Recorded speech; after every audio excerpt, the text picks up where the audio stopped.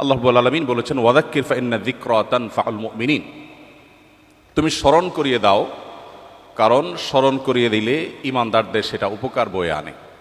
প্রায় ১৫০০ বছর আগে যে মানুষটি পৃথিবীতে এসেছেন, পৃথিবী থেকে তিনি চলে যাওয়ার পর শত শত সহস্র বছর অতিক্রম হওয়ার পরও আজও তিনি প্রাসঙ্গিক। বিশেষ করে যখন আমরা কোনো সংকটে পড়ি, সেটা ব্যক্তি থেকে নিয়ে বৈশ্বিক পর্যায় পর্যন্ত, প্রত্যেকটা পর্যায়ে প্রতিটি সংকটে যাকে আমাদের সবচেয়ে বেশি স্মরণ হয় এবং যাকে স্মরণ করতে আমরা বাধ্য, তিনি আপনার আমার প্রাণের নবী মুহাম্মদ মুস্তাফা সাল্লাল্লাহু আলাইহি ওয়াসাল্লাম। পৃথিবী তার সংকটকাল নানা দিক থেকে অতিক্রম করছে। পৃথিবী উন্নতি অগ্রগতির চরম শিখরে যেমন পৌঁছে গেছে, অপর দিক থেকে পৃথিবী অসংখ্য বৈশ্বিক চ্যালেঞ্জ এর মুখোমুখি আজ। সেই চ্যালেঞ্জ রাজনৈতিক এবং রাষ্ট্রীয় নেতৃত্বের চ্যালেঞ্জ। আজকের পৃথিবী যে সমস্ত সংকটগুলোর মধ্য দিয়ে তার সময় পার করছে, আমরা সবাই কম বেশি অবগত। এই সংকটগুলোকে আমরা যদি ভাগ করি, তাহলে দেখা যাবে একদিক থেকে রাজনৈতিক এবং রাষ্ট্রীয় নেতৃত্বের চ্যালেঞ্জ, অপর দিক থেকে পরিবেশগত সমস্যা এবং পরিবেশের ভারসাম্যহীনতার চ্যালেঞ্জ, আরেক দিকে আমরা দেখি সামাজিক অস্থিরতা এবং অবিচারের চ্যালেঞ্জ। এর পাশাপাশি রয়েছে অর্থনৈতিক বৈষম্য এবং দারিদ্র্যের চ্যালেঞ্জ, তার সাথে রয়েছে স্বাস্থ্য সংকট এবং মহামারী সহ আরও বহুবিধ চ্যালেঞ্জ। রাজনীতি এবং রাষ্ট্রীয় নেতৃত্বের যে চ্যালেঞ্জগুলো, এগুলো আমরা যারা বাংলাদেশে জন্ম নিয়েছি এবং এখানে বেড়ে উঠেছি, এখানে বসবাস করছি, এগুলো আমাদের চাইতে বেশি বোধহয় পৃথিবীর খুব কম দেশের মানুষই উপলব্ধি করতে পারছে যে আজকের পৃথিবী কি কি চ্যালেঞ্জের মধ্য দিয়ে তার সময়গুলো পার করছে। আমাদের এখানে ক্ষমতার অপব্যবহার এটা নিত্য নৈমিত্তিক ব্যাপার। সবাই আমরা ক্ষমতার দাপট দেখাতে অভ্যস্ত। একই সাথে শোষণ এবং অস্থিতিশীলতা, রাজনৈতিক অস্থিতিশীলতা, এটা যেন আমাদের আজ প্রায় 50 বছর ধরে আমাদের আষ্টে পৃষ্ঠে মনে লেগে আছে। এটা থেকে কোনোভাবে আমরা যেন বের হয়ে উঠতে পারছি না। আমাদের দেশের বাইরেও গোটা বিশ্বে আজ নীরব শোষণ চলছে। হয়তো পৃথিবীর কোনো এক অঞ্চল যারা অঢেল খনিজ সম্পদের মালিক, তারা শোষিত হচ্ছে পৃথিবীর উন্নত দেশগুলো দ্বারায়। পৃথিবীতে এমন গরিব দেশও আছে যে দেশের মানুষ নিয়মিত খাবার খেতে পায় না, কিন্তু তাদের দেশে অনেকগুলো আন্তর্জাতিক বিমানবন্দর রয়েছে। সেই বিমানবন্দরগুলো তাদের করা নয়, পৃথিবীর পরাশক্তিগুলো সে সমস্ত দেশে বিমানবন্দর করেছে সে দেশের খনিজ সম্পদ রাতের অন্ধকারে লুট করে নিয়ে যাবার জন্য, এবং শান্তি রক্ষার নাম করে তাদের সে লুটের কাজকে সহযোগিতা করছে বিশ্বের মোড়লরা। বিচারহীনতার কালচার, এটার জন্য সবচেয়ে উজ্জ্বল উদাহরণ ইরাক। যেই ইরাকে মরণাস্ত্র, ধ্বংসাত্মক অস্ত্র থাকার অভিযোগে একটি দেশ শেষ করা হলো, শত সহস্র মাকে বিধবা করা হলো, হাজারো শিশুকে এতিম করা হলো, কিন্তু সেই তথাকথিত ধ্বংসাত্মক অস্ত্র পাওয়া যায়নি। এরপরও কাউকে কখনো সরি বলতে শোনা যায়নি। বিচারহীনতার সবচেয়ে বড় উদাহরণ ফিলিস্তিন, যেখানে যেখানে মানুষ হত্যা করা এটা এতটাই স্বাভাবিক বিষয়ে পরিণত হয়েছে যেন গোটা পৃথিবী আজ কলোসিয়ামের সেই গ্যালারি, আর সেখানে যে তাণ্ডব চলছে সে তাণ্ডব আমরা বসে বসে গোটা পৃথিবীর মানুষ দেখছি। আগামী 100 বছর 200 বছর পরের যে প্রজন্ম পৃথিবীতে আসবে, আমাদের নিয়ে তারা আলোচনা করবে পৃথিবীতে তখন মানুষ ছিল যাদের চোখের সামনে কুরে কুরে একটি জনপদের মানুষকে শেষ করে দেওয়া হয়েছে। মায়ের সামনে, বাবার সামনে সন্তান না খেতে না খেতে শুকিয়ে কাঠ হয়ে মৃত্যুর জন্য প্রহর গুনছে। এই দৃশ্য মানব ইতিহাসের কখনো ইতিপূর্বে ঘটেছে এমনটি পাওয়া যায় না। মানবাধিকার লঙ্ঘনের যে হিড়িক আজকের পৃথিবীতে চলছে, একদিকে মানবাধিকার প্রতিষ্ঠার জিগির আমরা সারাক্ষণ শুনতে পাচ্ছি, আর অপরদিকে প্রতিনিয়ত মানবাধিকার লঙ্ঘন চলছে। ধর্মীয় সংঘাত, যুদ্ধের নামে গণহত্যা, কি নেই আজকের পৃথিবীর সংকটের তালিকায়। এর বিপরীতে আমরা যদি রাসূল করিম সাল্লাল্লাহু আলাইহি সাল্লামের সুন্নাহ এবং তার সে মহান আদর্শকে সামনে রাখি, আমরা দেখতে পাই কোরআনে হাকিমে আল্লাহ রাব্বুল আলামিন সবচেয়ে বেশি সংখ্যকবার যে কয়েকটি নির্দেশ জারি করেছেন, তার মধ্যে থেকে অন্যতম একটি নির্দেশ হলো আদল, কিসত, ইনসাফ প্রতিষ্ঠা করা। কোরআনে কারিমে শুধুমাত্র আদল শব্দটি বিভিন্নভাবে, এই মূলধাতু থেকে এই শব্দটি বিভিন্নভাবে কতবার ব্যবহৃত হয়েছে এ নিয়ে গবেষকদের মধ্যে নানাবিধ মত পাওয়া যায়। অনেকে বলছেন ২৭ বার, অনেকে বলছেন ২৯ বার, কমপক্ষে ১৯ বার। এর নিচে হওয়ার কোনো সম্ভাবনা বা কম হওয়ার কোনো সম্ভাবনা নেই। আদলের পাশাপাশি কিস্ত শব্দটি একই অর্থ দেয় এবং সেই শব্দটি কোরআনে ব্যবহৃত হয়েছে প্রায় কমপক্ষে ২১ বার, অর্থাৎ ৪০ বার কমপক্ষে শুধুমাত্র ইনসাফ এবং ন্যায় বিচার প্রতিষ্ঠা করবার নির্দেশ আল্লাহ তাআলা দিয়েছেন। আপনারা জানেন কোরআনের মতো পাইকারি কথা বলার মহাগ্রন্থ, কিয়ামত পর্যন্ত আগত মানব জাতির সকল সমস্যার, মৌলিক সমস্যার সমাধানের মূল সূত্র যেই মহাগ্রন্থে বাতলে দেওয়া হয়েছে, সেখানে খুচরা বিষয়ে আলাপের কোনো সুযোগ নেই। যেই মহাগ্রন্থে ৫ ওয়াক্ত নামাজের বিস্তারিত বিবরণ দেবার সুযোগ পর্যন্ত নেই, সেই মহাগ্রন্থে আল্লাহ রাব্বুল আলামিন যে সমস্ত আদেশ করেছেন, বিশেষ করে কোরআনে কারীমের আদেশ নিষেধের তালিকার দিকে একবার চোখ বুলালে আমাদের কাছে স্পষ্ট হয়ে যাবে আল্লাহ রাব্বুল আলামিনের কাছে মুহাম্মদ সাল্লাল্লাহু আলাইহি ওয়াসাল্লামের আদর্শে ইনসাফ এবং ন্যায় বিচারের গুরুত্ব কতখানি হলে শত সহস্র ইস্যু থাকতে শুধুমাত্র ন্যায় বিচারের ব্যাপারে আল্লাহ তাআলা পৃষ্ঠায় পৃষ্ঠায় পাতায় পাতায় কোরআনে বারবার মানব জাতিকে সতর্ক করেছেন। আপনারা সবাই মক্কার কুরাইশ এবং মদিনার ইহুদিদের ষড়যন্ত্র সম্পর্কে অনেক ভালো করেই জানেন। মদিনার নবী করিম সাল্লাল্লাহু আলাইহি সাল্লাম তাকে ইনসাফের পথ থেকে বিচ্যুত করবার জন্য হেন কোনো চেষ্টা নেই যেটা করা হয়নি। ফাতেমা নামে এক নারীর চুরি করার পর যখন ধরা পড়ে, আল্লাহর নির্দেশ অনুপাতে যখন তার কোরআনের বিচার প্রতিষ্ঠা করবার নির্দেশ জারি করেছেন নবী করিম সাল্লাল্লাহু আলাইহি সাল্লাম, তখন সম্ভ্রান্ত পরিবারের নারী হওয়ার কারণে তাকে বাঁচাবার জন্য নানাবিধ প্রচেষ্টা হয়েছে। আপনারা জানেন ওসামা ইবনে যায়েদ রাদিয়াল্লাহু তাআলা আনহু নবী করিম সাল্লাল্লাহু আলাইহি সাল্লামের অত্যন্ত স্নেহের মানুষ ছিলেন, ছোট মানুষ ছিলেন, যাকে নবীজি অনেক ভালোবাসতেন। তাকে সবাই ঠিক করলো যে তুমি গিয়ে নবীজিকে বলো যে তার শাস্তিটা মওকুফ করে দেওয়া যায় কিনা। তখন নবী করিম সাল্লাল্লাহু আলাইহি সাল্লাম বলেছেন, আল্লাহর বিধানের ক্ষেত্রে আমাকে সুপারিশ করতে আসছো তুমি? রাগান্বিত হয়ে তিনি বলেছেন, ওয়া আইমুল্লাহ লাউ আন্না ফাতিমা বিনতে মুহাম্মদ সারাকাত লাকাতাতু ইয়াদাহা, আল্লাহর শপথ করে বলছি আমার মেয়ে মুহাম্মদের মেয়ে ফাতেমাও যদি চুরি করত, আমি তার হাত কর্তন করবার, কোরআনে বিধান জারি করতে বিন্দু মাত্র পিছপা হতাম না, আমি সেই নির্দেশ জারি করতাম। নবী করিম সাল্লাল্লাহু আলাইহি সাল্লাম এই হাদিসে এও বলেছেন যে আগের যুগের মানুষেরা মুখ দেখে বিচার করত। সম্ভ্রান্ত শক্তিশালী ফ্যামিলির, ঐতিহ্যবাহী বা অভিজাত ফ্যামিলির কেউ অন্যায় করলে তারা আইন এবং বিধিবিধানকে পাশ কেটে যেত আর গরিব মানুষদের উপরে আইন প্রয়োগ করত।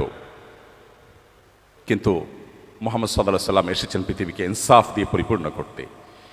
বিদায় হজের সেই ঘোষণা, নবী করিম সাল্লাল্লাহু আলাইহি সাল্লামের পৃথিবীতে মানুষে মানুষে ভেদাভেদ দূর করবার সেই ঐতিহাসিক ঘোষণা আজও আমাদের কানে বাজে। তিনি বলেছিলেন, আলা আলা আলা লা ফাদলা লি আরাবিয়্যিন আলা আজামি ওয়ালা লি আজামিয়্যিন আলা আরবি। আরব বিশ্বের মানুষদের আত্মসম্মান, আত্মমর্যাদা, বরং কোনো কোনো ক্ষেত্রে তাদের আত্ম অহংকার, এটা কোন পর্যায়ে যারা আরবে ছিলেন কিংবা আরাবিয়ানদেরকে যারা দেখেছেন তারা ভালো বলতে পারবেন। বিশেষ করে সেই সময়ের আরাবিয়ানরা যারা নন আরবদেরকে মানুষই মনে করত না, সেই সময়ের আরাবিয়ানদের বুকের উপর দাঁড়িয়ে, সেই সমাজের বুকের উপর দাঁড়িয়ে নবী করিম সাল্লাল্লাহু আলাইহি সাল্লাম ঘোষণা দিয়েছিলেন, আলা লা ফাদলা লি আরাবিয়্যিন আলা আজামি। জেনে রাখবে কোন আরাবিয়ানের নন আরবের ওপর কোনো শ্রেষ্ঠত্ব নেই। তুমি আরব হয়েছ বলে তোমার কোনো বিশেষ মর্যাদা নেই। মর্যাদা শুধুমাত্র তাকওয়ার বিচারেই ঠিক হবে, নির্ধারণ হবে। ইন্না আকরামাকুম ইনদাল্লাহি আতকাকুম। এভাবে প্রিয় নবী সাল্লাল্লাহু আলাইহি সাল্লাম পৃথিবীতে ইনসাফ, ন্যায় বিচার এবং অপশাসন, বিচারহীনতা, মুখ দেখে বিচারের এই কালচারকে তিনি এমনভাবে পরিবর্তন করেছেন যে আজকের পৃথিবীর কাছে সেটা সবচাইতে উজ্জ্বল উদাহরণ। সময়ত উপস্থিতি, নবী করিম সাল্লাল্লাহু আলাইহি ওয়াসাল্লাম তিনি আমাদের সমস্যার গোড়ায় হাত দিয়েছিলেন। আজ রাজনৈতিক ক্ষমতার যে অপব্যবহার গোটা বিশ্বব্যাপী চলছে, এটির গোড়ায় হাত দিয়ে তিনি সমাধান করবার চেষ্টা করেছেন। তিনি মানুষকে সে দর্শনের দীক্ষা দিয়েছেন, শিক্ষা দিয়েছেন, যেই দর্শনে বিশ্বাসী মানুষ কখনো তার রাজনৈতিক ক্ষমতার অপব্যবহার করতে পারে না। নবী করিম সাল্লাল্লাহু আলাইহি সাল্লাম আমাদেরকে শিক্ষা দিয়েছেন যে ইন্নাল্লাহ হুয়াল কাদির, আল্লাহ রাব্বুল আলামিন শুধুমাত্র কাদির, তিনি শুধুমাত্র সবকিছু করতে পারেন, সবকিছুর ক্ষমতা শুধুমাত্র তার নিয়ন্ত্রণে, আমরা তার দাস মাত্র, যেই হই না কেন। রাজনৈতিক ক্ষমতা এবং অন্য সকল ক্ষমতার উৎস যখন আল্লাহকে মানুষ স্বীকার করবে, তখন তার কাছে রাজনৈতিক দায়িত্ব এটা আমানত মনে হবে। তার কাছে আল্লাহর কাছে জবাবদিহিতার বোধ জাগ্রত হবে।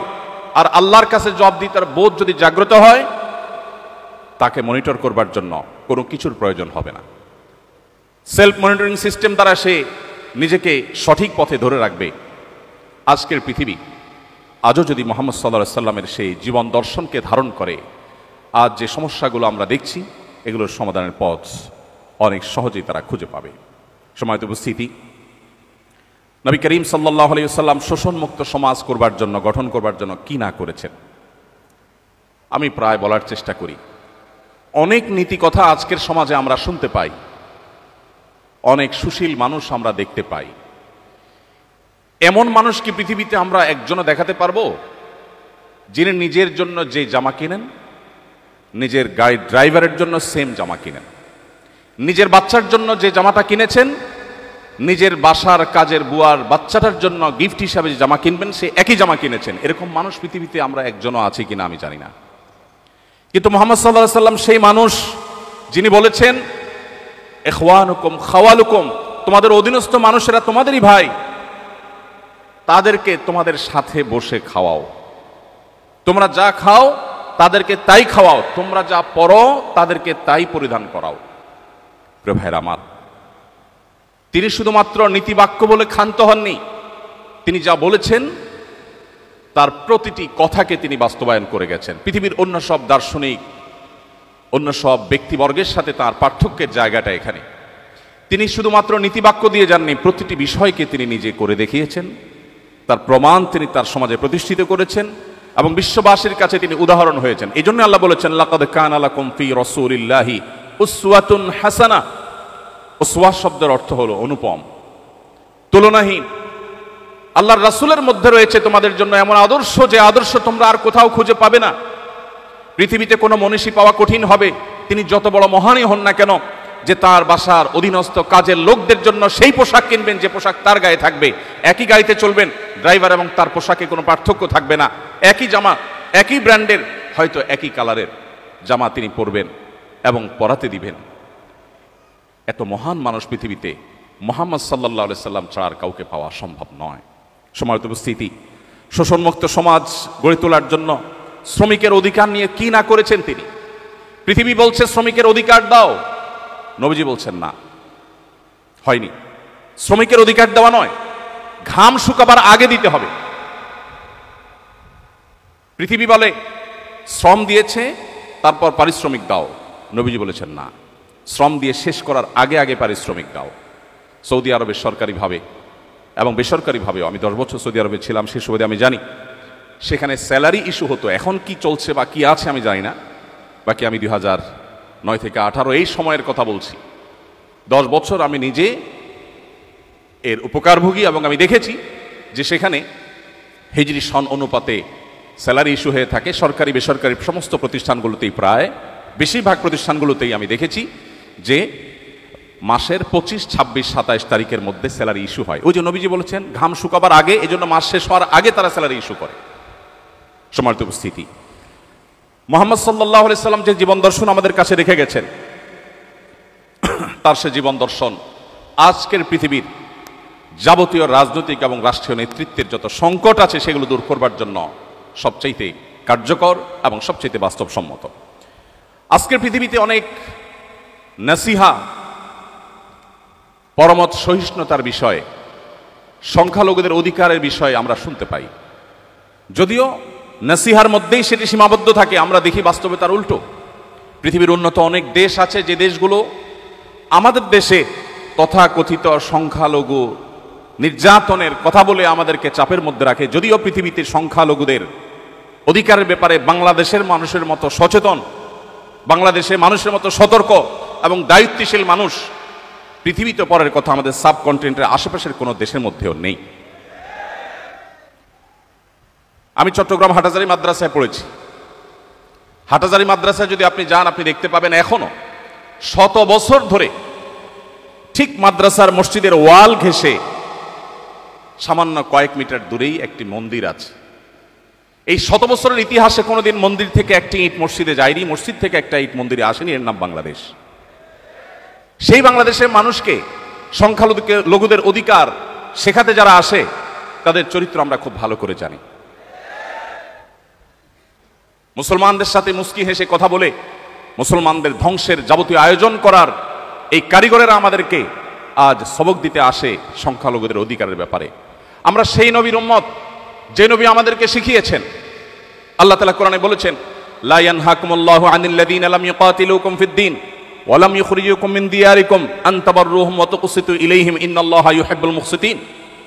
যে সমস্ত অন্য ধর্মাবলম্বী মানুষেরা তোমাদেরকে দেশান্তর করে দেয়নি, ধর্মযুদ্ধ চাপিয়ে দেয়নি, তোমাদের সাথে শান্তিপূর্ণ সহাবস্থান করছে, তোমরা তাদের সাথে সদাচরণ করতে, ন্যায়নিষ্ঠ আচরণ করতে আল্লাহ তোমাদের নিষেধ করেন না, বরং আল্লাহ তাআলা ন্যায়নিষ্ঠ আচরণকারীকে ভালোবাসেন। আমরা সেই ধর্মের অনুসারী, আমরা সেই নবীর উম্মত যার প্রতি আয়াত নাজিল হয়েছে। প্রিয় ভাইরা আমার, আমরা সেই নবীর উম্মত যে নবী সাল্লাল্লাহু আলাইহি সাল্লাম এমন জীবন দর্শন রেখে গেছেন, যে জীবন দর্শনে অন্য এবং ভিন্ন মতের মানুষদেরকেও আমাদের সহ্য করতে তিনি শিখিয়েছেন। তার ঐতিহাসিক মদিনা সনদের কথা আমরা কে না জানি, যে মদিনা সনদ আজও গোটা বিশ্বের মানুষের কাছে সবচেয়ে বড় রোল মডেল। ভিন্ন ধর্মের মানুষদেরকে কিভাবে অ্যাকোমোডেট করে একটি শান্তিপূর্ণ সমাজ গড়বার উদ্যোগ নিতে হয়, নবী করিম সাল্লাল্লাহু আলাইহি সাল্লামের এই সিদ্ধান্ত রাজনৈতিক অঙ্গনে সবচেয়ে বড় এবং সবচেয়ে পুরাতন মডেল। সম্মানিত উপস্থিতি, এর বাইরে নবী সাল্লাল্লাহু আলাইহি সাল্লামের রাজনৈতিক এবং রাষ্ট্রীয় যে সমস্ত সিদ্ধান্তগুলো ছিল, যে সমস্ত দর্শনগুলো ছিল, সেগুলো নিয়ে আলোচনা করা অনেক সময় সাপেক্ষ ব্যাপার। আমি আর সেদিকে যাচ্ছি না, শুধুমাত্র শেষের দিকে এসে বলছি, আজকে যুদ্ধের নামে যে গণহত্যা পৃথিবীতে চলছে, আমাদের দেশেও অনেককে দেখা যায় প্রিয় নবী মুহাম্মদ সাল্লাল্লাহু আলাইহি সাল্লামের চরিত্রে কালিমা লেপনের ব্যর্থ চেষ্টা তারা করেন। তারা নবী করিম সাল্লাল্লাহু আলাইহি সাল্লামকে এমনভাবে ফুটিয়ে তোলার, এমনভাবে উপস্থাপন করবার চেষ্টা করে যেন তিনি একজন যুদ্ধবাজ মানুষ ছিলেন। নাউজুবিল্লাহ। প্রিয় ভাইরা আমার, আপনারা নিশ্চয়ই জেনে থাকবেন, নবী করিম সাল্লাল্লাহু আলাইহি সাল্লামের জীবনে যতগুলো যুদ্ধে, যতগুলো অভিযানে তিনি অংশগ্রহণ করেছেন, তার নেতৃত্বে যতগুলো যুদ্ধ হয়েছে, সাকুল্যে সবগুলো যুদ্ধে দুই পক্ষের যে মানুষ মারা গেছেন, উভয় পক্ষের, মুসলিমদের এবং শত্রুপক্ষের উভয় পক্ষের যে মানুষগুলো মারা গেছেন, রণাঙ্গনে যুদ্ধে মারা যাওয়া মানুষের সংখ্যা প্রায় 400-র কাছাকাছি। ইহুদিদের প্রতি তাদের বিশ্বাসঘাতকতার শাস্তি স্বরূপ নবী করিম সাল্লাল্লাহু আলাইহি সাল্লাম যে মৃত্যুদণ্ডের নির্দেশ দিয়েছিলেন, সেখানে কিছু মানুষ মারা গেছে যারা মূলত সম্মুখ যুদ্ধে রণাঙ্গনে মারা যাওয়া মানুষদের কাতারে পড়ে না। সেজন্য তাদেরকে আমি বাদ রেখে বলছি। আজকের পৃথিবীতে কোনো একটা এলাকার পার্লামেন্ট মেম্বার নির্বাচিত হওয়ার জন্য শুধুমাত্র অগণিত মানুষকে জীবন দিতে হয়। দুটি বিশ্বযুদ্ধে মিলিয়ন মিলিয়ন মানুষকে প্রাণ দিতে হয়েছে। আর মুহাম্মদ সাল্লাল্লাহু আলাইহি সাল্লামের আদর্শকে পৃথিবীতে প্রতিষ্ঠিত করবার জন্য সাকুল্যে প্রায় মাত্র 400 মানুষকে রণাঙ্গনে জীবন দিতে হয়েছে উভয় পক্ষের। এরপরে মুহাম্মদ সাল্লাল্লাহু আলাইহি সাল্লামকে যারা যুদ্ধবাজ মানুষ হিসেবে দেখাবার চেষ্টা করে, তাদের চাইতে জ্ঞান পাপী আর কেউ হতে পারে না। মুহাম্মদ সাল্লাল্লাহু আলাইহি ওয়াসাল্লাম তার যুদ্ধের যে নীতি ছিল, দু একটি পয়েন্ট আপনাদের জানা বিষয়গুলো আপনাদের সাথে শেয়ার না করে আমি পারছি না। আজ বলা হয় আজকের পৃথিবী সভ্য পৃথিবী, বলা হয় আজকের পৃথিবী মানবিক পৃথিবী, বলা হয় আজকের পৃথিবী মানবাধিকারের পৃথিবী, বলা হয় আজকের পৃথিবী নারী অধিকার আদায়ের পৃথিবী। মুহাম্মদ সাল্লাল্লাহু আলাইহি সাল্লাম যখন নারী অধিকার নিয়ে কথা বলেছেন, তখন নারী অধিকার নিয়ে কথা বলাটা ফ্যাশনের বিষয় ছিল না, আজকে যেমনটি ফ্যাশনের বিষয়ে পরিণত হয়েছে। আজকে কেউ নারী অধিকার নিয়ে সচেতন মানে সে খুব সময় সচেতন মানুষ। তার জন্য পৃথিবীর হাজারো সংগঠন, হাজারো প্রতিষ্ঠান তার পাশে এসে দাঁড়াবে, এবং এটা একটা ফ্যাশনের বিষয় হয়ে গেছে যে নারী সচেতন, নারী অধিকার সচেতন। নবী করিম সাল্লাল্লাহু আলাইহি সাল্লাম সেই সমাজের বুকের উপর দাঁড়িয়ে নারী অধিকার কথা বলেন না, নারী অধিকারকে প্রতিষ্ঠা করেছেন যেই সমাজে বাবা নিজের কন্যাকে জীবন্ত পুঁতে ফেলত শুধুমাত্র কন্যা হওয়ার অপরাধে। নবীজি সাল্লাল্লাহু আলাইহি সাল্লাম সেই সমাজের বুকের উপর দাঁড়িয়ে বলেছেন, কোনো ব্যক্তি যদি দুটি কন্যা সন্তানের বাবা মা হয় এবং তাদের সঠিক লালন পালন করে, তাদের জান্নাতের দায়িত্ব আমি নিলাম। প্রিয় ভাইরা আমার, কোরআন এবং হাদিসের কোথাও আমি পাই না 1 ডজন বা হাফ ডজন ছেলের বাবা হলে, ছেলের মা হলে তার জন্য জান্নাতের বারান্দায়ও যাওয়ার সুযোগ আছে, এরকম কোনো হাদিস আমার জানা নেই। কিন্তু কন্যা সন্তানের ব্যাপারে নবী সাল্লাল্লাহু আলাইহি সাল্লাম এই কথা বলেছেন। কোরআনে কারিমে আপনারা জানেন সূরাতুন নিসা আছে, সূরাতুর রিজাল নাই। পুরুষদের সূরা বলতে সূরা নাই, কিন্তু নারীদের সূরা বলতে সূরা আছে। সেই জাতিকে যদি নারী অধিকার শেখাতে আসে, তার চাইতে বড় দুর্ভাগ্যের বিষয় আর কিছু হতে পারে না। প্রিয় ভাইরা আমার, নবী করিম সাল্লাল্লাহু আলাইহি সাল্লাম রণাঙ্গনে নারীকে, শিশুকে, বৃদ্ধকে, এমনকি অন্য ধর্মাবলম্বী যারা উপাসনায় রত, তার খলিফার নির্দেশ ছিল সেখানে কোনো আঘাত যেন কেউ না করে। আজকের 2025-এর পৃথিবীতে দাঁড়িয়ে অনেক কথা বলা যায়। আপনি 1500 বছর আগের পৃথিবীতে যদি যান, তখন এই কথাগুলো কারোর মাথায় কল্পনায়ও হয়তো আসেনি, বলা তো দূরের কথা। আর নবী সাল্লাল্লাহু আলাইহি সাল্লাম, বিশ্বনবী, তিনি শুধুমাত্র বলেননি, তিনি এই কথাগুলোকে প্রতিষ্ঠিত করে গেছেন। শুধুমাত্র উহুদ যুদ্ধের একটি ঘটনা না বলে পারছি না। এক সাহাবীকে নবী করিম সাল্লাল্লাহু আলাইহি সাল্লাম নিজের তরবারিটা তুলে দিলেন, যাও রণাঙ্গনে ঝাঁপিয়ে পড়ো।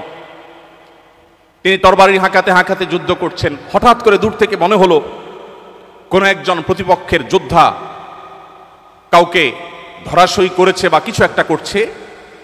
তিনি দৌড়ে সেখানে গেলেন, যে দেখতে পেলেন একজন নারী, যিনি একটি লাশের সাথে এমন আচরণ করছেন যেটি কোনো মানুষ সহ্য করতে পারে না। আপনারা সবাই কম বেশি জানেন। লাশের বিকৃতির এই ঘটনা দেখে, সেই লাশ মুসলমানের লাশ দেখে ওই সাহাবী টকবগে জ্বলে উঠলেন, তরবারি বের করলেন। যখন তাকে আঘাত করতে যাবেন, হঠাৎ তিনি থমকে দাঁড়ালেন,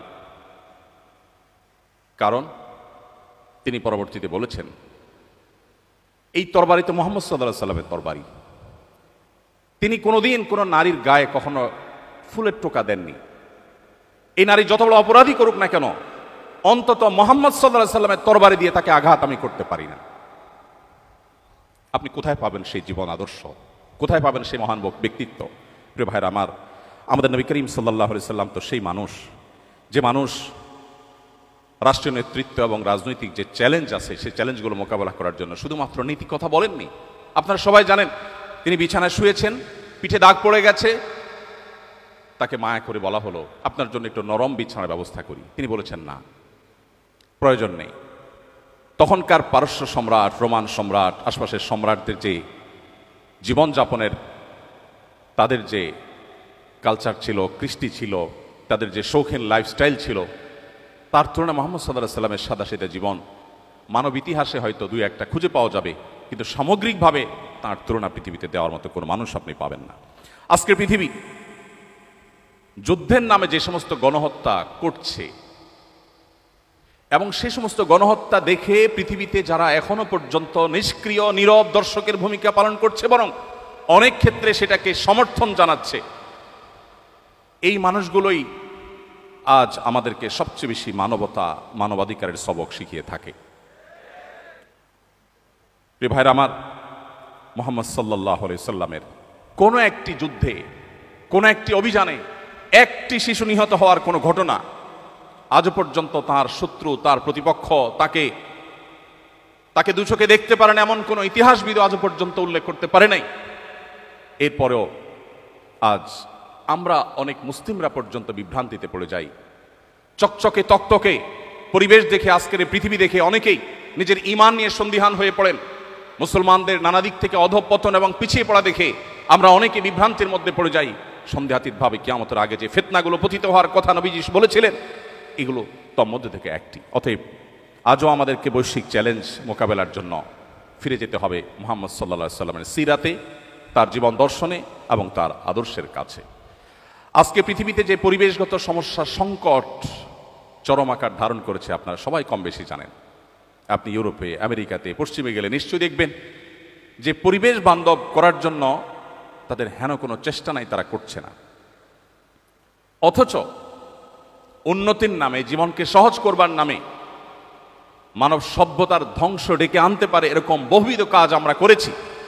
এখন সেই আমরা আজ পরিবেশের ভারসাম্যহীনতাকে দূর করবার জন্য আমরা সংগ্রাম করে চলেছি। পানির অপচয়, এটা তো এখন ফ্যাশনের ব্যাপার।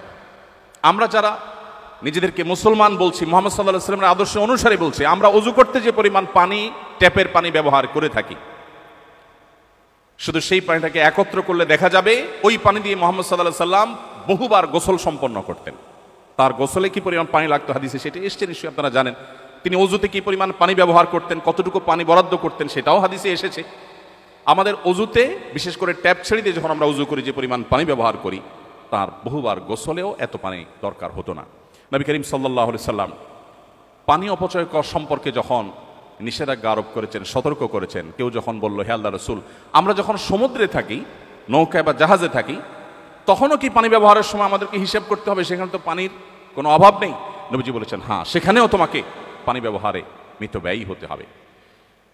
প্রিয় ভাইয়ের আমার, নবী করিম সাল্লাল্লাহু আলাইহি সাল্লামের প্রত্যেকটা বিষয়কে আমরা 2025-এর পৃথিবীতে বসে আলোচনা করছি, পর্যালোচনা করছি, কিন্তু আমাদের উচিত 1500 বছর আগের পৃথিবীতে ফিরে গিয়ে তারপর কল্পনা করা এবং মূল্যায়ন করা, পর্যালোচনা করা যে সেই সমাজের বুকে এটা বলাটা কেমন ছিল। আজকের পৃথিবী পরিবেশ দূষণ করে গোটা পৃথিবীকে বাস অযোগ্য করে ফেলেছে, আমরা করে ফেলেছি। এরপর আমরা এখন পরিবেশ রক্ষার কথা বলছি। মুহাম্মদ সাল্লাল্লাহু আলাইহি সাল্লাম যখন পরিবেশ রক্ষার পরে সচেতনতা সৃষ্টি করেছেন, তিনি যখন মানুষকে অ্যাওয়্যার করেছেন, মানুষকে সচেতন করেছেন, পৃথিবী পরিবেশের এই সংকটের মধ্যে ছিল না, আমরা সবাই কম বেশি জানি।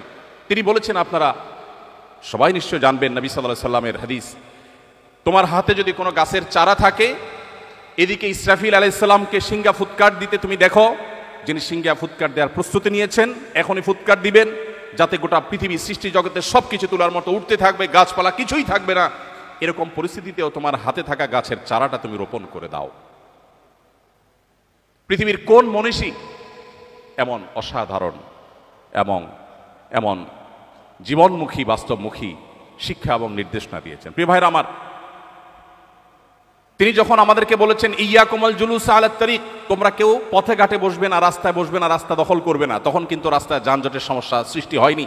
সেই 1500 বছর আগের পৃথিবীতে, মক্কাতে মানুষই ছিল হাতে গোনা কয়েকজন। রাস্তায় যানজট হওয়ার কথা মানুষ স্বপ্নে কোনোদিন ভাবেও না যে রাস্তায় কোনোদিন যানজট হতে পারে। সেই সময় তিনি বলে গেছেন, ইয়াকুমুল জুলুস আলাত তারিক, তোমরা কেউ রাস্তা দখল করতে যাবে না, খবরদার। আজ ঢাকা শহরে যখন ফুটপাত দখলের মহোৎসব চলে, রাস্তাঘাট দিয়ে আমরা চলাফেরা করতে যখন পারি না, অসুবিধা তৈরি হয়। এই হাদিসকে সামনে রাখলে মনে হয়, নবীজি মনে হয় আজকে আমাদের ঢাকা শহরকে লক্ষ্য করে, আমাদেরকে লক্ষ্য করে মনে হয় হাদিস বলেছেন, অথচ তিনি বলেছেন 1450 বছর আগে। প্রিয় ভাইরা আমার, এই জন্য আজকের পরিবেশ সংশ্লিষ্ট যত সংকট আছে, সেগুলো মোকাবেলার জন্য নবী সাল্লাল্লাহু আলাইহি সাল্লামের আদর্শের চর্চার কোনো বিকল্প নেই।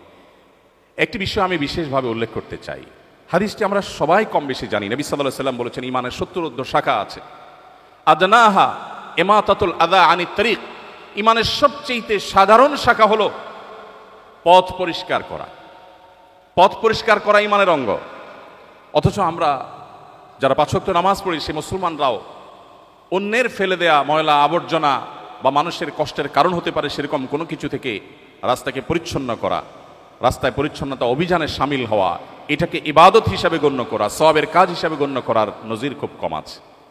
আমরা সুন্নাহ ফাউন্ডেশন থেকে অনেক দিন থেকে ভাবছি সারা দেশে ইমামদের জন্য কয়েকটি কম্পিটিশনের অ্যারেঞ্জ করব। তার মধ্যে থেকে একটি থাকবে কোন ইমাম তার মসজিদ এরিয়াকে সবচেয়ে সুন্দর, সবচেয়ে ক্লিন, পরিচ্ছন্ন করতে পারেন ইমামের নেতৃত্বে মুসল্লিদেরকে সাথে নিয়ে। কারণ আমার রাসূল তো আমাকে পথ পরিষ্কারের আলাদা নির্দেশ করেছেন এবং এটা একটা আমল, এটা একটা সওয়াবের কাজ।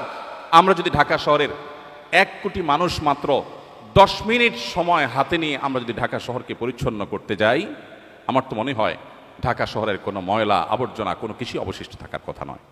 প্রিয় ভাইরা আমার, মহানবী সাল্লাল্লাহু আলাইহি সাল্লাম পরিবেশকে সুন্দর রাখবার জন্য যে নির্দেশনা দিয়েছেন সেটা কোনো অথরিটি নির্ভর নয়, প্রত্যেকটা মানুষের সেলফ মোটিভেশনের জন্য তিনি নির্দেশনা জারি করেছেন।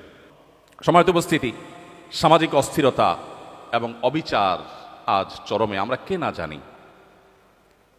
আইন শৃঙ্খলা চকচকে তকতকে দেখি পৃথিবীর অনেক দেশে, যেটা দেখে আমাদের মনে হয় যে বাহ, কত সুন্দর তারা সভ্য হয়ে গেছেন। সন্দেহাতীতভাবে অ্যাপ্রিসিয়েট করার মতো অনেক কিছু আছে, কিন্তু এর পেছনের যে আমাদের অজানা ইতিহাস, অজানা ঘটনাবলী বা অজানা অধ্যায় আছে, সেটাও আমাদের আমলে আনা উচিত এর সঠিক পর্যালোচনা করবার জন্য।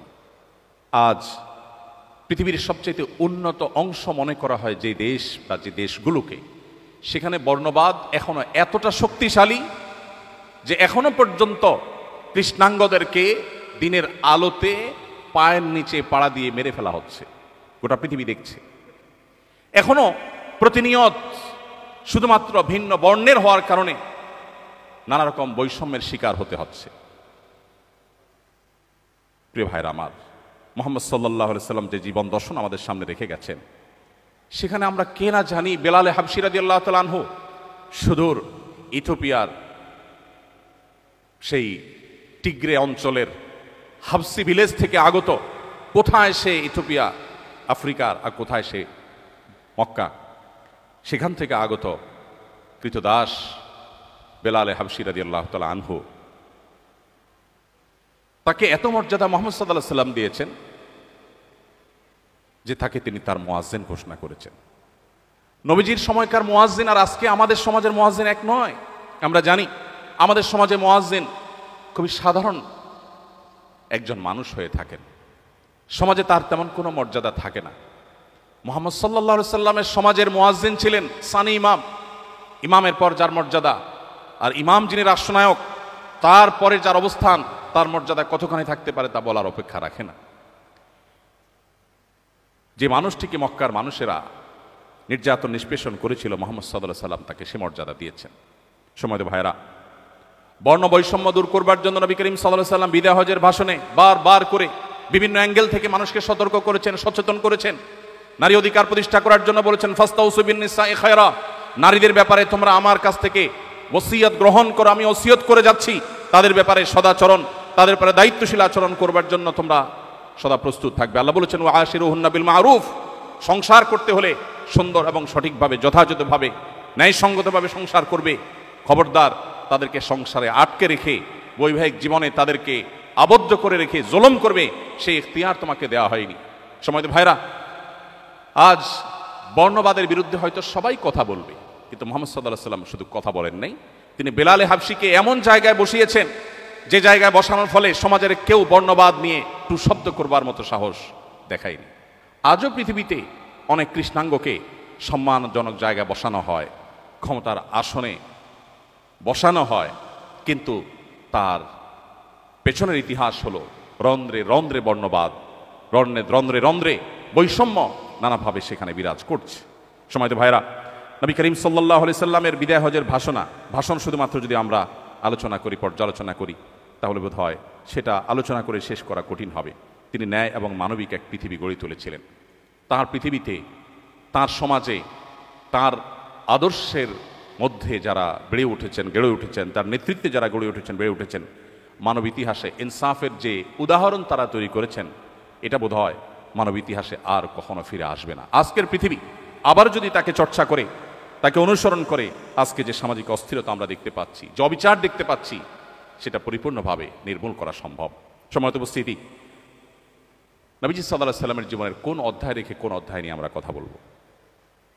তিনি যখন মক্কা বিজয় করলেন, যে মানুষগুলো মক্কা থেকে তাকে চরম অপমানিত করে, লাঞ্ছিত করে, কষ্ট দিয়ে বিদায় করেছে, বিতাড়ন করেছে, তিনি যখন মক্কায় ফিরে আসলেন, তিনি সেই মানুষ যিনি বললেন লা তাসরিব আলাইকুমুল ইয়াউম, আজ তোমাদের কাছ থেকে কোনো প্রতিশোধ গ্রহণ করা হবে না, সবাইকে সাধারণ ক্ষমা ঘোষণা করা হলো।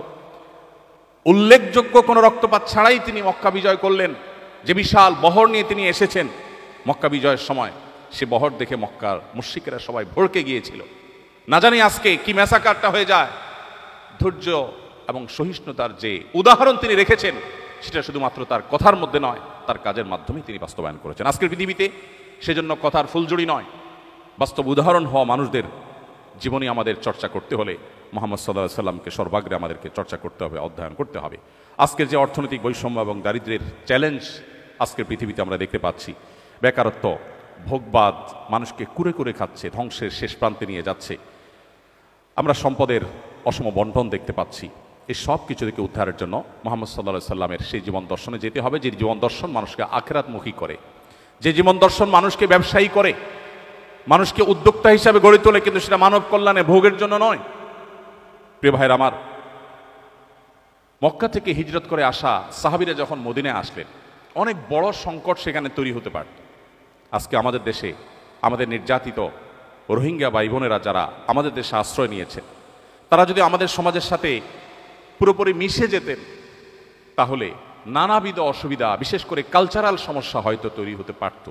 নবী করিম সাল্লাল্লাহু আলাইহি সাল্লাম মক্কা থেকে আসা হিজরত করে আসা মুহাজির সাহাবীদেরকে মদিনায় যখন আসলেন, যাতে কোনো রকম সামাজিক কালচারাল ক্রাইসিস তৈরি না হয়, সেজন্য তিনি ঐতিহাসিক মুআখাত, পৃথিবীর ইতিহাসে পৃথিবীবাসীকে নতুন এক বিষয়ের সাথে পরিচয় করালেন। সেটা হলো যে মুহাজির এবং আনসার সাহাবীদের মধ্যে প্রত্যেকটা পার্সন টু পার্সন ভ্রাতৃত্বের বন্ধন তিনি গড়ে দিলেন।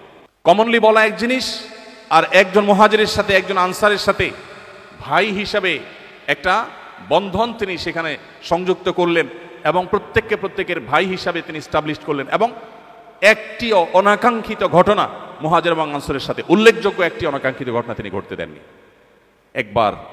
একবার একজন মুহাজির এবং আনসারের সাথে পানি নেওয়া নিয়ে একটু বাদানুবাদ হওয়ার পর একজন যখন তার সোজা দিকে, হে আমার আনসারি ভাইরা, তোমরা কোথায় আসো, এই মুহাজির ব্যক্তি আমাকে আঘাত করেছে, এরকম কিছু একটা যখন তিনি ডাক দিলেন, নবী সাল্লাল্লাহু আলাইহি সাল্লাম দীপ্ত কণ্ঠে বললেন, মালি, কি হলো আমার, যে তোমাদের কণ্ঠে আমি জাহিলি যুগের আহ্বান শুনছি। এগুলো জাহিলি যুগের আহ্বান, জাতিগত আহ্বান ডেকে সংঘাত সৃষ্টি করা, দাঙ্গা সৃষ্টি করা, মারামারি হানাহানি সৃষ্টি করা, এগুলো জাহিলি যুগের স্বভাব। দাউহা ফাইন্নাহা মুনতিনা, এগুলোকে তোমরা পরিত্যাগ করো, পরিহার করো, ছুঁড়ে ফেলে দাও, এগুলো দুর্গন্ধযুক্ত।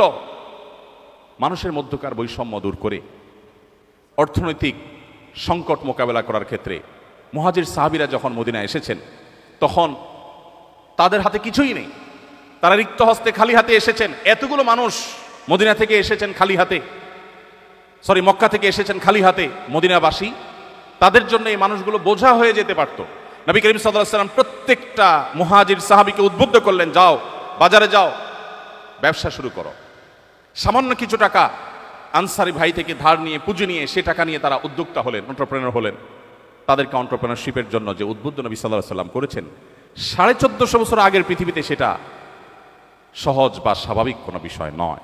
সময়ত উপস্থিতি, আজকের পৃথিবীতে যে স্বাস্থ্য সংকট এবং মহামারী সংকট আছে, এই সংকটগুলো নিয়ে আমরা আজ সাফার করছি।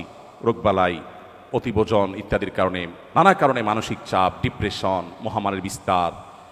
একদিকে আমরা দেখছি যে স্বাস্থ্য খাতে ব্যাপক উন্নতি হয়েছে, জ্ঞান বিজ্ঞানের যথেষ্ট অগ্রগতি হয়েছে, অনেক গবেষণা হচ্ছে, তার সুফলও আমরা পাচ্ছি, সেটা যেমন সত্য।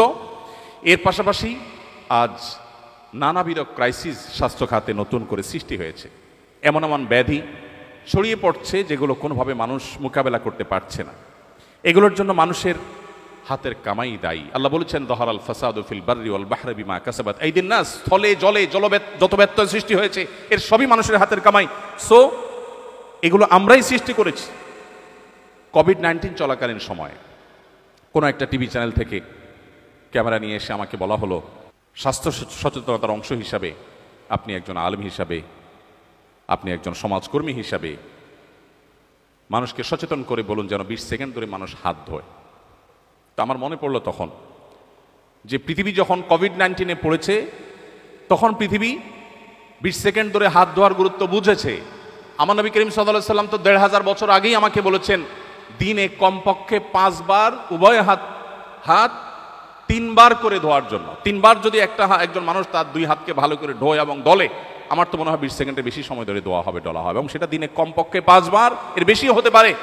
অতএব আজকের পৃথিবী সংকটে পড়ে যে সমস্ত সমাধানের কথা চিন্তা করে ভাবে, মুহাম্মদ সাল্লাল্লাহু আলাইহি সাল্লামের জীবন আদর্শে সেগুলো বহু আগে বলে দেওয়া আছে।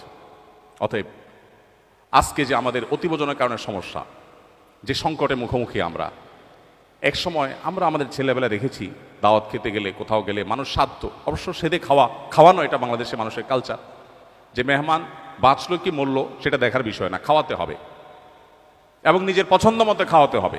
এখন মানুষ অনেক সচেতন, কেউ খেতে চায় না। যত বড় লোক খাবারের ব্যাপারে তত বেশি উনি সাবধান এবং সতর্ক। উনি খেতে চান না, এটা খাবেন না, ওটা খাবেন না, এটাতে ফ্যাট আছে, ওইটাতে তমুক আছে, ওইটাতে অমুক আছে, উনি ভেজিটেবল খাবেন, উনি ভেজিটেরিয়ান, ইত্যাদি ইত্যাদি ইত্যাদি।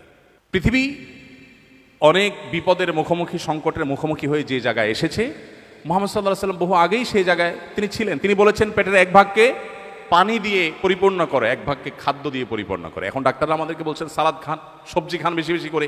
তো নবীজি যে পানি দিয়ে পরিপূর্ণ করতে বলেছেন, আপনার সবজি বা সালাদ জাতীয় যে খাবারগুলো আছে এগুলো সবগুলোই তো পানি জাতীয় খাবার। তো নবীজি তো বলেছেন 1/3 সেগুলোকে বরাদ্দ রাখার জন্য, আর 1/3 সলিড খাবার দেওয়ার জন্য, আর 1/3কে খালি রাখার জন্য। তো নবীজির সেই কথায় আমরা এসেছি, কিন্তু বহুকাল পরে, বহু ক্রাইসিসের পরে। সময়ত উপস্থিতি এভাবে আজকের বৈশ্বিক চ্যালেঞ্জগুলো মোকাবেলার জন্য মুহাম্মদ সাল্লাল্লাহু আলাইহি সাল্লামের জীবন দর্শন, তার সুন্নাহ, সেগুলো যদি আমরা আলোকপাত করি তাহলে হয়তো আলোচনা করে শেষ করা যাবে না। প্রয়োজন সেগুলোর বাস্তবায়ন। আমার খুব কষ্ট হয়, দুঃখ হয় যখন কোনো অমুসলিম প্রধান দেশে যাই এবং সেখানে বেড়ে ওঠা শিশুরা, তরুণরা কখনো মিথ্যা বলে না, কখনো প্রতারণা করে না, কখনো তারা কাউকে ধোঁকা দেয় না, কারোর পারতপক্ষে ক্ষতি করে না। অন্য ধর্মাবলম্বী হয়েও যখন তারা এই সমস্ত গুণাবলী অর্জন করেছে এটি শুনতে পাই, তখন মুসলিম হিসাবে আমার লজ্জা হয়, অনুতাপ হয়। আমরা তো সেই নবীর উম্মত ছিলাম, যে নবীর কাছে যুদ্ধ চলাকালে প্রতিপক্ষের পশু পালনের দায়িত্বে থাকা মানুষটা বিপুল পরিমাণ পশু সম্পদ নিয়ে পশু চড়াতে চড়াতে নবীজির দলে এসে ভিড়ে গিয়েছেন। এরপর নবীজির সাথে সাক্ষাৎ করে বলছেন, হে আল্লাহর রাসূল, আমি আপনার প্রতি ঈমান এনেছিলাম, কিন্তু ওদের মাঝে থাকার কারণে প্রকাশ করতে পারিনি। এখন আমি চলে এসেছি, আপনি আমাকে বরণ করুন। নবীজি তাকে বরণ করেছেন, কিন্তু তার সাথে থাকা ছাগলগুলো, ছাগলের পাল এবং পশু সম্পদকে তিনি বরণ করেননি। তিনি বলেছেন, এগুলো ফেরত দিয়ে আসো, এগুলো তোমার জন্য হালাল নয়, আমাদের জন্য হালাল নয়। আমরা সেই নবীর উম্মত, যে নবী মক্কা থেকে রাতের আধারে জীবন বাঁচাবার, ঈমান বাঁচাবার প্রয়োজনে আল্লাহর নির্দেশে হিজরত করে তাকে মদিনায় চলে যেতে হচ্ছে। ওই মুহূর্তে আলীকে ডেকে বলছেন, আলী, এই স্বর্ণ মুদ্রার প্যাকেট অমুকের, এই রৌপ্য মুদ্রা এটা তমুক অমুসলিমের মুশরিকের, যে তাকে হয়তো আঘাত করেছে। তিনি মক্কা ছেড়ে যখন চলে যান রাতের আধারে, তখনও তার কাছে রাখা আমানতগুলোকে আলীকে বুঝিয়ে দিয়ে বলেছেন, 3 দিন তুমি অবস্থান করবে এবং প্রত্যেকটা পাওনা প্রাপকের কাছে যার যার জিনিস, যারা আমার কাছে আল আমিন বিশ্বাসী হিসেবে আমার কাছে জমা রেখেছিল, তাদের সম্পদ পৌঁছে দিবে, তারপর তুমি হিজরত করবে। আমরা সেই নবীর উম্মত, কিন্তু আজ তার জীবন দর্শন নিয়ে আমরা গর্ব করি, আমরা আলোচনা করি, আমরা সেমিনার সিম্পোজিয়াম করি, আমাদের বাস্তব জীবনে সেগুলোকে আমরা বাস্তবায়ন করি না। এর চেয়ে দুর্ভাগ্যজনক বিষয় আর কিছু হতে পারে না। আমার খুব কষ্ট হয় যখন উন্নত দেশগুলোতে দেখি মানুষ সন্ধ্যার পর রাতের প্রথম প্রহরে ঘুমিয়ে পড়ে, ভোরে উঠে কাজ শুরু করে। আমার কষ্ট হয় এই জন্য যে আমি তো সেই নবীর উম্মত, যে নবীজি সম্পর্কে তার সহধর্মিনী আমাদের মা আয়েশা রাদিয়াল্লাহু তাআলা আনহা বলেছিলেন, নাহান নবী সাল্লাল্লাহু আলাইহি সাল্লাম আনিস সামুরি বাদাল আয়েশা, নবীজি এশার পরে কথাবার্তা বলা অপছন্দ করতেন, খুবই অপছন্দ করতেন। তিনি এশার পরে কথা বলতে পছন্দ করতেন না, এশার পরপর তিনি ঘুমিয়ে যেতেন। কারণ নবী সাল্লাল্লাহু আলাইহি সাল্লাম ইয়াকরাহু নওম ক্বাবলা আল আয়েশা ওয়াল হাদিস বাদা, নবীজি এশার আগে ঘুমানো অপছন্দ করতেন, আর এশার পরে ঘুম ছাড়া অন্য কোনো আড্ডাবাজি অপছন্দ করতেন। স্বামী স্ত্রীর একান্ত আলাপচারিতা ছাড়া অন্য কোনো কথা তিনি এশার নামাজের পরে অ্যালাউ করতেন না। সময়ত ভাইরা, আজকের উন্নত পৃথিবীগুলো, আজকের উন্নত দেশগুলো, উন্নত পৃথিবী আজ নবী সাল্লাল্লাহু আলাইহি ওয়াসাল্লাম সে সমস্ত সুন্নাতে জ্ঞাতসারে কিংবা অজ্ঞাতসারে অনুসরণ করে তারা উন্নতির চরম শিখরে পৌঁছে গেছে। আমরা কিন্তু আজ অবনতির দিকে যাচ্ছি।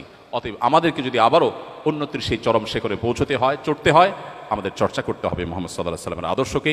আল্লাহ রাব্বুল আলামিন আমাদের সবাইকে সেই তৌফিক দান করুন। আজ আমাদের এমন কিছু মানুষ প্রয়োজন, যে মানুষগুলোর কথা নয়, তাদের কাজ দেখে মুহাম্মদ সাল্লাল্লাহু আলাইহি ওয়াসাল্লামকে মানুষ বিশ্লেষণ করবে, বিচার করবে। তিনি বোধহয় এমনই ছিলেন। বিধায় আজকে আমাদের তার সুন্নাহ দ্বারা আমাদের আদর্শ, আমাদের জীবন গঠন, আমাদের লাইফস্টাইল সেটিং সব কিছু তার সুন্নাহ দ্বারাই হতে হবে। সেটি আমাদের জন্য সবচেয়ে গুরুত্বপূর্ণ বিষয়। আল্লাহ রাব্বুল আলামিন আমাদের সবাইকে এক একজনকে মুহাম্মদ সাল্লাল্লাহু আলাইহি সাল্লামের আদর্শের রুদ্র প্রতীক হওয়ার মূর্তি হওয়ার তৌফিক দান করুন।